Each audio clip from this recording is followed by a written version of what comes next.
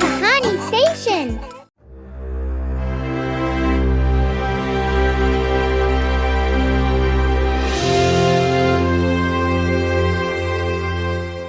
होपी खरगोश को अपने घर के पास वाले जंगल में घूमना बहुत पसंद था, खासकर सूर्यास्त के समय, जब पेड़ों की लंबी लंबी परछाइयां एक जादुई दृश्य बनाती थीं। उसने अपनी पसंदीदा लाल स्कार्फ पहनी हुई थी, जो हल्की शाम की हवा में लहरा रही थी। होपी फूलों की खुशबू लेते हुए और जुगनुओं का पीछा करते हुए अपने परिचित रास्तों पर उछल कूद कर रही थी।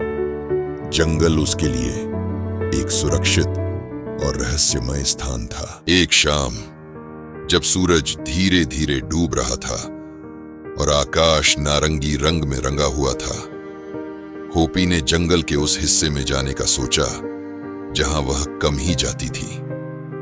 वहां की हवा कुछ अलग सी थी, ठंडी, शांत, जैसे पक्षियों ने भी गाना बंद कर दिया हो।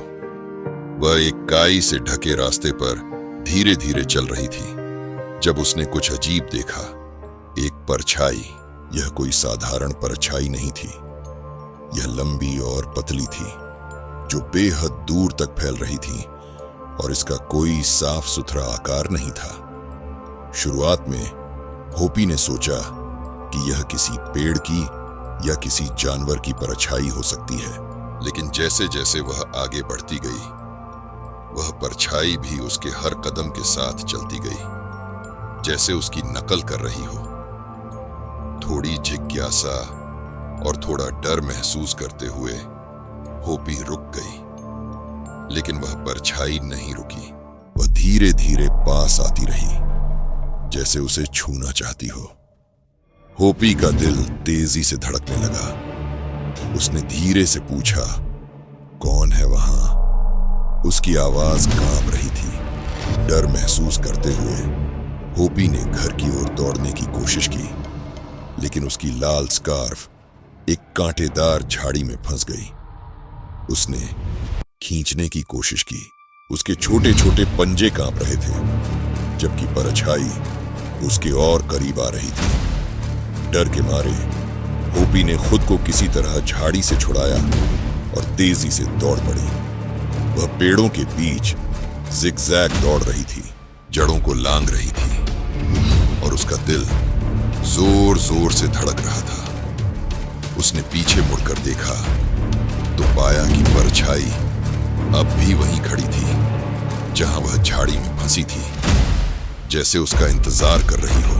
होपी तब तक नहीं रुकी जब तक वह जंगल के पास अपने घर के पास वाली खुली जगह पर नहीं पहुंच गई। उसके घर की हल्की रोशनी उसे अंधेरे से बचाने वाली ढाल जैसी लगी, जैसे वह गहराती रात के साथ ही खो गई हो। लेकिन होपी जानती थी कि वह अब भी कहीं जंगल के अंधेरे कोनों में छिपी हुई थी। उस रात जब वह अपने आरामदायक और गर्म बिल में बैठी थी, वह परछाई की याद उसे परेशान करती रही।